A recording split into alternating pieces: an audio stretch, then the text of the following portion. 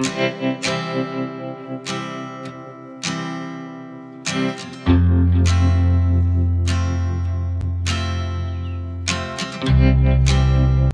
Everyone, good morning, welcome back to my channel. কেমন আছো তোমরা? আশা করি সকলেই খুব ভালো আছো। তোমাদের ভালোবাসার আশীর্বাদে আমিও খুব ভালো আছি। ব্লগের শুরুতে বড়দের চরণে প্রণাম, আর ছোটদেরকে আমার অনেক অনেক ভালোবাসা। আরও একটা নতুন দিনে নতুন আরও একটা ব্লগ নিয়ে আমি চলে এসেছি তোমাদের কাছে। আশা করি আজকের ব্লগটাও না তোমাদেরকে খুব খুব খুব ভালো লাগবে। তো চলো দেখো, আজকে হচ্ছে সকাল টাইম, রবিবার। তো রবিবারে এই যে ঝাঁটটাটগুলো দিয়ে নিচ্ছি, আর ভালোভাবে কিন্তু ঝাঁটটাটগুলো আজকে দিয়ে কিন্তু নিতেই হবে, কেন কি আজ তো আমার ছেলের স্কুল নেই। তবে হ্যাঁ, স্পোকেন ইংলিশের ক্লাস থাকে, তো সেটা আমার কাছে অতটা মানে তাড়াহুড়োর বিষয় নয়। যদিও আছে 8:30, এখনও কিন্তু ছেলে ওঠেনি।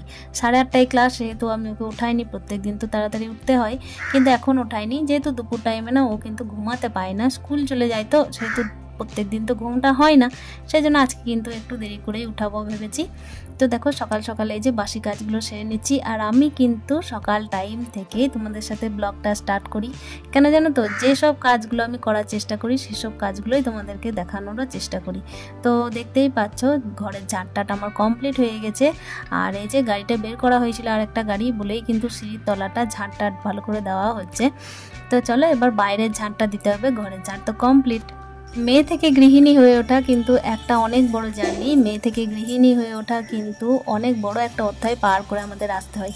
অনেকটা ঠেক খেয়ে খেয়ে তারপর গিয়ে কিন্তু এই শিক্ষা অর্জন করা। তো দেখতেই পাচ্ছ, শিক্ষা কিন্তু ছোট থেকে যে গৃহিণী হওয়ার শিক্ষা অর্জন করে এসেছিলাম তা নয়, তবে আস্তে আস্তে ওই যে বললাম, ঠেক খেয়ে খেয়ে শিখে গেছি। তো এই যে বাইরের ঝাঁটটাটগুলো কমপ্লিট করছি, আর দেখতেই পাচ্ছ এই যে বাগান প্রত্যেকদিন পরিষ্কার করতেই হয়। আর উঠোনটা বেশ ভালোও লাগে, যদি পরিষ্কার করে রাখি তাহলে বাগানটাও বেশ ঝকঝক করে। তো চলো, এই যে ঝাঁটটাটগুলো কমপ্লিট হয়ে গেছে, আর এদিকে কিন্তু দেখতেই পাচ্ছ আজকে মৌসুমটা কত সুন্দর না। সকাল সকাল একটু রোদ উঠেছে, আর বর্ষার টাইমে কি জানো তো, এই যে বর্ষার বৃষ্টি পড়ার পর যখন একটু মেঘলা মেঘলা ওয়েদারের পর একটু রোদের ঝলকা পড়ে, তাহলে খুব ভালো লাগে। তো ওদিকে স্নানটা সেরে নিলাম, তারপর চলে এসেছি এই যে পুজোর বাসন টাসনগুলো ধুতে। তো পুজোর বাসন টাসনগুলো ধুয়ে কিন্তু আমার আজকে চাপটা একটু কম হলেও রান্না বান্না তো প্রত্যেক দিন করতেই হবে। আর ওদিকে কিন্তু বিষয়টা হচ্ছে, আমি কিন্তু বিছানাগুলো এখনও গুটাইনি। তো বিছানা গুটাতে হবে, কেন জানো তো, এখনও পর্যন্ত অন্যদিন বিছানা গুটিয়ে ফেলি, কিন্তু আজকে ওই যে বললাম, ছেলে তো ওঠেনি ঘুম থেকে। আর মেয়েদেরকে কিন্তু অ্যাডজাস্টমেন্টের ব্যাপারটা কিন্তু করতেই হয়। ওই যে আসলে ব্যাপার হচ্ছে, আমরা ঠেক খেয়ে খেয়ে শিখে মেয়ে থেকে গৃহিণী হয়ে উঠেছি। তো এগুলো তো এক একটা অধ্যায় পার করেই আমাদেরকে আসতে হয়। তো অধ্যায় যত পার করে আসি, তত কিন্তু অভিজ্ঞতাটাও আমাদের বাড়তে থাকে। তো দেখো, এখানে কিন্তু মা আজকে ফুলগুলো তুলে দিচ্ছে, আর এত সুন্দর ওয়েদার, যে এত সুন্দর হাওয়া দিচ্ছে, গাছগুলো এত ভালো লাগছে দেখতে, যে আমার মন ভরে যাচ্ছে দেখে। তো তোমাদের সাথে শেয়ার না করে পারলাম না। আর আজকে মা এই যে ফুলগুলো তুলছে, বেশ ভালো লাগছে। ওই যে দেখো, বাইরের গাড়িটা বের করা হয়েছে বললাম না, সেই জন্যই কিন্তু ঘরের ঝাড়টাও বেশ ভালো করে দেওয়া হলো। মা আজকে বেলপাতাও তুলে এনেছে, কেন কি কাল হচ্ছে সোমবার, তো বেলপাতাটা নাকি সোমবার দিনে তোলা উচিত নয় বলছে, কিন্তু আমি তো এত কিছু নিয়ম জানি না, সেই জন্য কিন্তু তুলেই ফেলি। তো এদিকে ফুল আর বেলপাতা সমস্ত কিছুই রেডি করে দিয়েছে, আর আমি কিন্তু আজকে গোপালকে বাইরে বের করেছি স্নানের জন্য। তো যে গোলাপের পাপড়িটা ছিল, সেটাও কিন্তু গোপুর স্নানের জলে দিয়ে দেবো। আর একটু রোদ ঝলমল করছে, সেজন্য গোপালকে কিন্তু নিয়ে এলাম, ওয়েদারটা বেশ ভালো বলে বাগানের মধ্যেই নিয়ে এসে কিন্তু ওকে আমি স্নানটা করিয়ে ফেলেছি। তো দেখো, ওদিকে কিন্তু নিচের পুজো আমার কমপ্লিট, মানে গোপাল সোনার কিন্তু স্নান পুজো সমস্ত কমপ্লিট করে আমি এখানে গুরুদেবের, তারপরে হচ্ছে সমস্ত দেবী দেবতার আরাধনা সেরে ফেলেছি, পুজো আর কি সেরে ফেলেছি। তো এবার যেতে হবে রান্নার পাট চোকাতে। তো রান্না দেখো আজকে কি করব ভাবছি। তো ছেলে যেহেতু মাছ খায় না, আমাকে কিন্তু আজকে ডিম করতে হবে। আর ছেলের কিন্তু পেটটা একটু গন্ডগোল ছিল, রবিবার ভেবেছিলাম চিকেন করব, কিন্তু ওর একদম খাওয়ার মন নেই। তো ভাবলাম চলো একটু পোস্ত করি, তারপর একটু ডিম টিম করবো ভাবছি। তো দেখা যাক, রান্নাটা আস্তে আস্তে সেরে ফেলি। আর এখানে দেখো, আমি আলু পোস্ত করার জন্য আলুটা কেটে নিচ্ছি। ওই যে বললাম, সমস্ত দিক কিন্তু ভেবে চিন্তে চলতে হয়। মেয়ে থেকে গৃহিণী হয়ে ওঠা একদম কিন্তু সহজ ব্যাপারটা নয়, অধ্যায়টা পার করতে কিন্তু অনেক কিছুই শিখতে হয়। আর ঠেক খেয়ে খেয়ে আমরা শিখি, এক ঝটকায় কিন্তু শিখে ফেলি না। তো দেখতেই পাচ্ছ, এখানে কিন্তু অনেকটা আলু বাদ গেল মাঝে।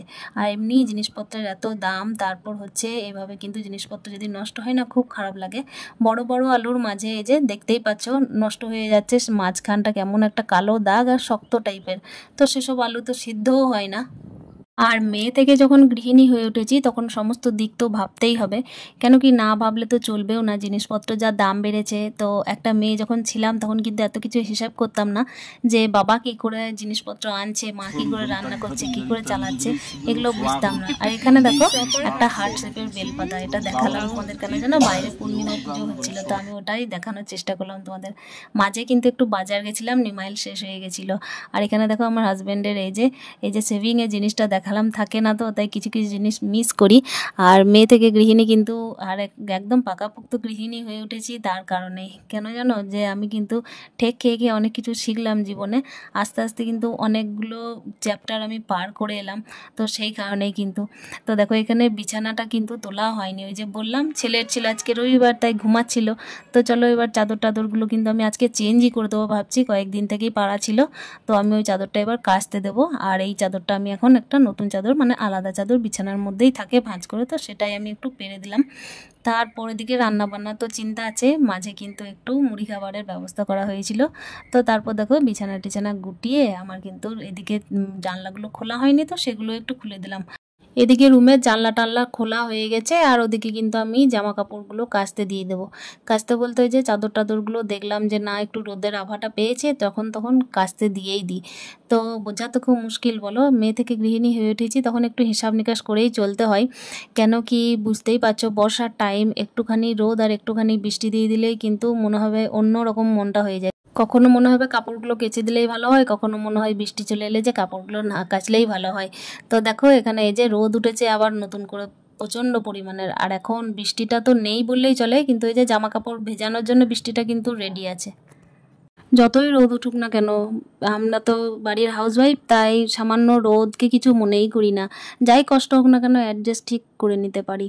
আসলে কষ্ট যতই হোক না কেন, মেয়ে যখন ছিলাম তখন কিন্তু কোনো কিছুই করতে হতো না, হয়তো সাধারণত কোনো বাড়িতেই করতে হয় না, যেগুলো করতে হয় সেগুলো কিন্তু শখের বশেই মারা শেখায়। কিন্তু এখন যখন গৃহিণী হয়ে উঠেছি তখন কিন্তু সেই শখগুলো আমাদের দায়িত্বে পরিণত হয়েছে। দায়িত্ব মানে প্রচুর বড় দায়িত্ব, শুধুমাত্র নিজেকে পেট ভরানো বা নিজেকে সুস্থ রাখাটা নয়, সকলকে সুস্থ রাখা, তার সাথে কিন্তু ঘর বাড়ি পরিষ্কার রাখা। তো মেয়ে থেকে গৃহিণী হয়ে ওঠা ওই যে চারটিখানি ব্যাপার কিন্তু নয়, অনেকটাই বুঝে সুঝে চলতে হয়। তো দেখো এখানে কিন্তু আমার পোস্ত বাটা হয়ে গেছে। আজকে ছিল রবিবার, যদিও ভালো মন্দ করা উচিত ছিল কিন্তু করলাম না। ছেলের শরীরটা একটু ভালো নেই, কিছুদিন থেকে একদম খাওয়া দাওয়া করতে চাইছে না, তো মন মেজাজ আমার একটু ভালো নেই। সেই জন্যই ভাতটা যদি ভালো করে না খাই বা বাড়ির কোনো খাবার ঠিকঠাক খেতেই চাইছে না, তো সেই জন্য ভাতটা মোটামুটি এক মুঠো খেলেও তো সেটা খাওয়াই হলো। আর 10টা টাইমে মুড়ি খাই না সেহেতু এই যে আমি পোস্তর জন্য আলুটা সিদ্ধ করার পর এখানে ডাল করে নিচ্ছি, একটুখানি মুসুর ডালই করছি, তারপরে ওই যে লঙ্কাও এর মধ্যে দিয়ে দিচ্ছি সেদ্ধ করার জন্য। তো মুসুর ডাল করব একটু, আর একটু পোস্ত করব।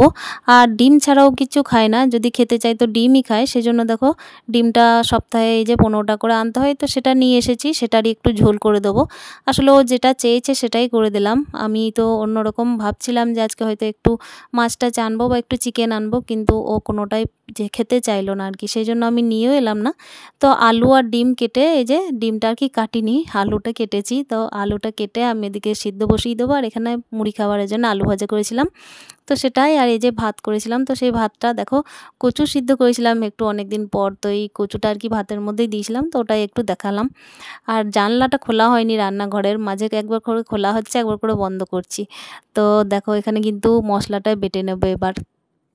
তো ডিম আর আলুটা এই যে সিদ্ধ করা ছিল, তারপরে হচ্ছে আমি এখানে দেখো ডিম আর আলুটা কিন্তু একটু কষিয়ে নিচ্ছি একসাথেই। আমি অতিরিক্ত ডিমটাকে কষাবো না, আমাকে অতিরিক্ত ডিম কষালে ভালো লাগে না, মানে অতিরিক্ত ভাজা ভাজা ডিমটা না একদম ভালো লাগে না। তো এখানে মশলা দিয়ে কষিয়ে তারপর আমি ডিমের ঝোলটা চাপিয়ে দেবো। একটু হালকা পাতলাই করব, আসলে আগে তো কোনো জ্ঞান ছিল না যে কি করলে কি হতো, কিন্তু আস্তে আস্তে না এমনভাবে শিখে যাচ্ছি জিনিসগুলো যে আমি নিজে নিজেই ভাবি যে আগে তো কিচ্ছু জানতাম না, কি করে যে কি শিখলাম কে জানে। তো এদিকে দেখো রান্নাটা আমি করতে থাকি, তার সাথে কিন্তু তোমাদের সাথে একটুখানি গল্প করে নিই। তো অনেকেই কিন্তু আমার বাগান খুব পছন্দ করছে, তো অনেক অনেক থ্যাংক ইউ। তো এখানে দেখো আমি যে ছাদের জামা কাপড়গুলো ছিল সেগুলো তুলতে চলে এসেছি। আর যারা যারা বাগান পছন্দ করছো তাদেরকে বলি যে সত্যি করে আমি গাছ খুব ভালোবাসি, সেই জন্যই কিন্তু এটা করা। আর মেয়ে থেকে গৃহিণী হয়ে উঠেছি বলেই কিন্তু অনেক কিছু বুঝে যেতে পেরেছি। আগে ছোটবেলায় কি করতাম, লোকের বাড়িতে ফুল চুরি করে বেড়াতাম। সরস্বতী পুজো হোক বা প্রজাতন্ত্র দিবস হোক বা স্বাধীনতা দিবস, সেগুলোতে কিন্তু আমি ফুলগুলো চুরি করে বেড়াতাম লোকের বাড়িতে, পাঁচিরের ধারে ধারে আর কি, যে ফুলগুলো বেরিয়ে থাকতো সেগুলো।